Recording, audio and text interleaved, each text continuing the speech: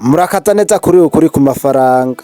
Uyu musi tugiye kurabira hamwe ibintu bitanu bituma utagera ku nzozi zawe. Ariko mbere ko dutangura kino kiganiro, reka mbanze nkwibarize kino kibazo. Woba warigeze kwibaza igituma hari abantu bamara imyaka 10 canke imyaka 20 mbere y'imyaka 30 bakora cane ariko bagasaza ata kintu gikomeye bagezeko? Canke warigeze kuvuga uti ndakora cane nkakora uko nshoboye ariko ubuzima bwanje ntibwigera buhinduka? Ikibazo ni uko abantu benshi bibaza ko ata mahirwe bagize canke bavutse mu miryango itariyo, canke bakibaza yuko ata mafaranga bafise. Ariko ukuri kukundi nuko abantu benshi ntibananirwa kubera badafise ubushobozi, ahubwo abantu benshi bananirwa kubera amakosa make make bakora, ariko ayo makosa bakayakora bisubiriza buri musi, kandi ayo makosa niyo agenda yica inzozi zabo buhoro buhoro, akica inzozi zabo nabo batabizi. Uno musi rero nuko ngira ndakwereke ibintu bitanu bikomeye cane bituma abantu benshi batigera bashika ku nzozi zabo. Kandi ndakubwiza ukuri nuko harimo ikintu kimwe muri ibi bintu bitanu niwakimenya ukagihindura, nuko ubuzima bwawe bushobora gutangura guhinduka kuva uno musi. Nimba ukunda ibiganiro nk'ibi vy'iterambere n'ubuzima, ntiwibagire gukora sabone ngaha kuri ukuri ku mafaranga. Hama je ndagushikiza kino kiganiro ni Ntirampeba Pascal. Reka rero dutangure twinjire mu kiganiro nyezina. Ariko mbere yuko dutangura, reka mbanze nkwibarize kino kibazo. Mbega urazi ko hari abantu benshi bapfana inzozi zabo atari uko zidashoboka, ahubwo ari uko batigeze bazitangura? Hari abantu bamara imyaka n'imyaka, iyi myaka bakimara bavuga bati nzotangura umwaka uza, nzotangura ninaheza kuronka amafaranga, nzotangura ibintu vyanje n'ivyaja ku murongo nkabona yuko namaze kwitegura. Ariko nuko umwaka uza ntiwigera ushike. Ikintu ca mbere gituma utagera ku nzozi zawe n'ubwoba bwo gutangura. Bityo ikintu nokubwira nuko ubwoba ari umwasi wa mbere w'inzozi. Abantu benshi baba bafise ivyiyumviro vyiza, bakaba bafise imigambi myiza, ariko ntibagira intambwe ya mbere. Kubera iki? Kubera batinya gutsinda, batinya ivyo abantu bazobavuga, bagatinya gukora ikosa. Ariko ukuri nuko nta muntu n'umwe yigeze atsinda atabanje gukora amakosa. Akarero ko mu buzima busanzwe, umusore umwe yashaka gutangura ubuzima bwiwe, ashaka gutangura kudandaza impuzu, yaramaze imyaka 2 avuga ati ndacarondera umwanya mwiza. Ariko mugenzi we nuko nawe yari afise ico ciyumviro nyene co kudandaza impuzu, ariko wewe acatangura n'amafaranga make yari afise. Haheze imyaka 2 gusa, uwa mbere yari akiri hahandi, mu gihe uwa kabiri yaramaze kugura business yiwe. Hari abantu mbere bategereza ko amazi yo mu ruzi ahagarara kugira ngo babone kwambuka, kandi nuko twese tuzi yuko amazi adashobora guhagarara, niko n'ubuzima bumeze. Niwamutegereje igihe gitunganye ushobora kutazokibona.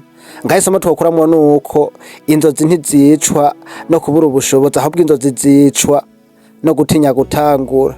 Nimba uriko urakurikirana iki kiganiro ukaba wumva coba cakwigishije, nuko urayikingiye iyi video kugira ngo tumenye ko ukunda ibiganiro nk'ibi bigufasha mu iterambere. Hama rero reka tuje ku kintu ca kabiri. Reka rero tugende naco kintu ca kabiri kiri gutuma utagera ku nzozi zawe. Ariko mbere ko dutangura n'ikintu ca kabiri, reka mbanze nkwibarize kino kibazo. Mbega warigeze wumva abantu bavuga ngo erekana abo mugendana ndakwereka uzoba? Ibyo simvugo gusa, ahubwo nuko abantu benshi batinya kwemera. Hari abantu usanga bafise inzozi zikomeye ariko bakazihamba kubera abagenzi bagendana. Ikintu ca kabiri gituma utagera ku nzozi zawe ni kugendana n'abantu bagusubiza inyuma. Burya ikintu womenya nuko abantu tugendana nibo bagira uruhara runini mu buzima bwacu. Nimba umara umwanya munini uri kumwe n'abantu bavuga bati ntibishoboka, abakire bose bariba, business ntacimaze, nuko nawe buhoro buhoro uzotangura kuvyemera. Ariko iyo ugendana n'abantu bafise intumbero, ukagendana n'abantu bakunda kwiga, ukagendana n'abantu bagenda barumviriza ibiganiro dushisha ngaha kuri ukuri ku mafaranga, ukagendana n'abantu bakora kandi bakora cane, nuko nawe utangira guhinduka. Akarero k'ubuzima busanzwe, abasore 2 barangije amashuri, ariko umwe nuko yicarana n'abagenzi banywa inzoga b'abagenzi banywa amatabi umunsi wose bakavuga yuko ubuzima bugoye.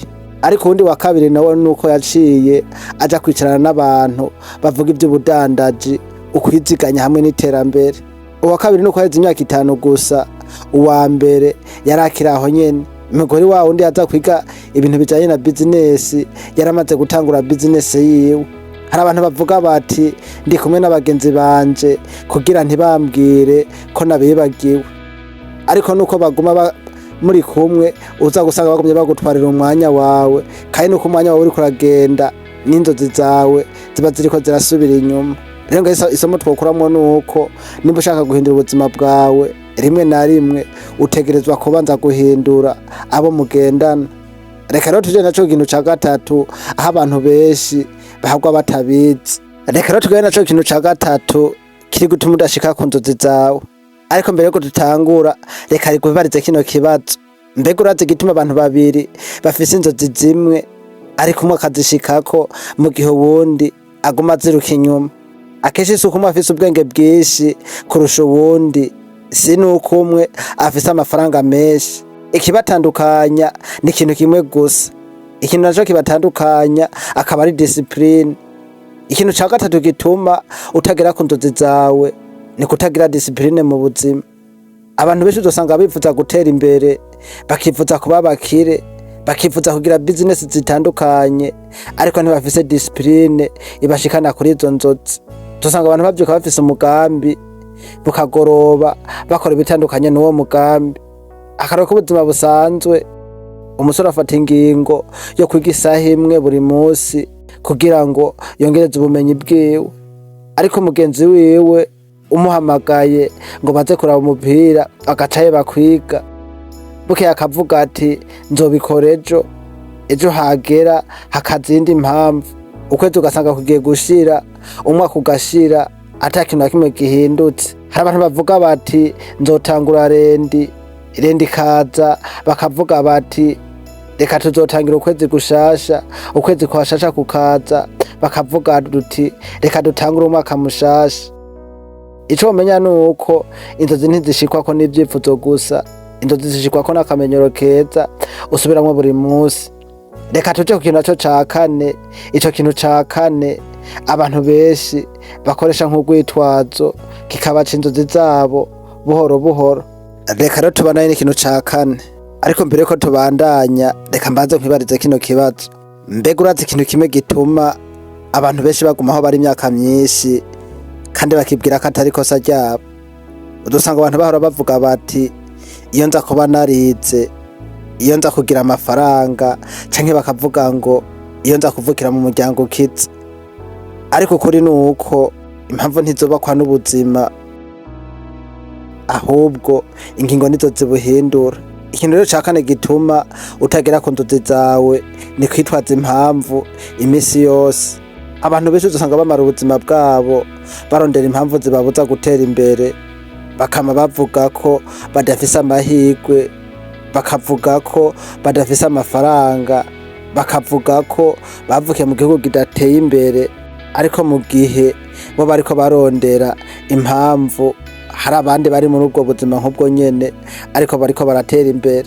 Akarero k'ubuzima busanzwe, abantu bose babiri ntibafise akazi, umwe yama yidoga kuva mu gatondo gushika ku mugoroba, mu gihe uwundi atangura kugurisha utuntu duke canke akagura ubumenyi bushasha. Heze umwaka umwe gusa nuko uwo yama yidoga atigeze ahinduka, mu gihe wa wundi yafashe ingingo we ubuzima bwe bwatangiye guhinduka. Hari abantu uzosanga bavuga bati ntegereje amahirwe, ariko nuko amahirwe nayo avuga ati ntegereje uwiteguye. Isomo twokuramwo nuko umunsi uhagaritse kwitwaza impamvu niwo munsi utangura guhindura ubuzima bwawe. Reka rero tuje ku kintu naco ca gatanu arico gikomeye kurusha ibindi vyose, ni naco gitandukanya umuntu ashika ku nzozi ziwe n'uzoguma aririmba ubuzima bwe bwose. Ikintu rero ca gatandatu, mbega urabona ko ivyo bintu bine tumaze kubona bishobora kwica inzozi z'umuntu mu gihe atabizi? Ariko ndakubwiza ukuri, ikintu kigiye gukurikira nico gikomeye kurusha ibindi vyose twabonye. Kubera iki? Kubera ko ushobora kugira amafaranga, ukagira akazi keza, ukagira n'abantu mbere bagutera intege, ariko niba udafise ico werekeza ubuzima bwawe ushobora kumara imyaka n'imyaka wiruka ariko ntushika aho ushaka. Ni naco gituma ndakwingize kugumana nanje gushika ku mpera y'iyi video, kuko ikintu ca gatanu nico gitandukanya abantu bashika ku nzozi zabo n'abaziguma bazirota ubuzima bwabo bwose. Rero reka twinjire mu kiganiro naco ca gatanu. Reka rero tugende naco kintu ca gatanu. Mbega urazi ko ushobora gukora imyaka myinshi, imyaka 10 canke imyaka 20, imbere wanashaka n'imyaka 30, ariko ugasanga udashitse aho washaka kugera kubera ikintu kimwe gusa. Hari abantu uzosanga bavyuka kare buri munsi bagakora cane bagataha bananiwe, ariko uko imyaka igenda irahera bakibaza bati none imyaka yanje yaheze ndiko ndakora iki? Akenshi ikibazo suko batakoze, ahubwo ikibazo nuko batazi aho bariko baraja. Ikintu ca gatanu gituma utagera ku nzozi zawe ni kutagira icerekezo c'ubuzima. Hari abantu benshi uzosanga babaho umunsi ku wundi bakavyuka kare bagakora bagataha bwije, mbere wanashaka bukeye bikongera bikaba gutyo nyene, ariko ntibigere bicara bibaze bati mbega mu myaka 5 iri imbere ndashaka kuzoba ndi, mu myaka 5 iri imbere ndashaka kuzoba mfise iki, mu myaka 5 iri imbere nihe nzozi ndiko ndubaka uno munsi. Akarero k'ubuzima busanzwe dufate yuko nyambara abantu babiri, umwe afise amafaranga 20,000 uwo agaca yakoresha yose uko yishakiye, mu gihe undi afata ayo mafaranga nyene akayakoresha afise umugambi wo gushika ku nzozi ziwe. Haheze imyaka 5 uwa mbere aracariko arondera aho yotangurira, mu gihe uwundi amaze gutera intambwe nyinshi kubera yari afise icerekezo. Hari abantu uzosanga bavuga bati nzobona ico nkora nkiri mu nzira, ariko ni nk'umuntu afata imodoka akavuga ati ndagenda aho nzosohokera nzohamenya ngezeyo, ariko twese nuko tuzi ko ushobora kuzunguruka umunsi wose udashitse aho ushaka. Isomo twokuramwo nuko inzozi zidafise umugambi ziguma ari inzozi gusa. Iyo ugize icerekezo niho n'ubuzima bwawe butangura gufata ingingo nziza ibushikana ku ntsinzi. Ubu reka dusoze iki kiganiro turabe ico wokora kuva uno munsi gushika ku herezo y'izi nzozi zawe. Mugenzi, ikiganiro kigiye kurangirira ngaha, ariko nibaze yuko uno munsi ibintu 5 bikomeye bituma abantu benshi batagera ku nzozi zabo nibaze yuko bamaze kubibona, ariko reka mbanze nkibigusubiriremo. Ikintu ca mbere twabonye ko ari ukugira ubwoba bwo gutangura. Ikintu naco ca kabiri tubona yuko ari ukugendana n'abantu bagusubiza inyuma. Ica gatatu naco tubona yuko ari kutagira discipline mu buzima. Ica kane naco twabonye ari kwite yuko ari kwitwaza impamvu imisi yose. Na ica gatanu naco twaciye tubona yuko ari kutagira icerekezo c'ubuzima. Ikibazo nuko abantu benshi bazi neza gukora ariko bagahitamwo kubisunika, bakavuga bati nzotangura ejo, nzotangura umwaka uza, ariko ejo hakaza n'iyindi ejo, imyaka nayo igaca irangira. Niba ushaka ubuzima bwawe buhinduke utegerezwa gufata ingingo kuva uno munsi, kuko inzozi zawe ntizihindurwa n'ivyo twipfuza, ahubwo zihindurwa n'ivyo dukora buri munsi. None wewe muri ibi bintu 5 twabonye uno munsi niki ubona ko ari ico kintu kigusubiza inyuma? Vyandike muri komanteri ndashaka kubisoma. Nimba ikiganiro cagufashije nuko ukora like, iki kiganiro ukagipartaja ku bandi bantu, kandi ntibagire no gukora sabone ngaha kuri ukuri ku mafaranga kugira ngo ntuzoracikwa n'ibiganiro bizogufasha gutera imbere. Je ndiko ndagushikita kino kiganiro ni Ntama Pascal. Twatuzosubira mu bindi biganiro vy'ubutaha. Ciao ciao.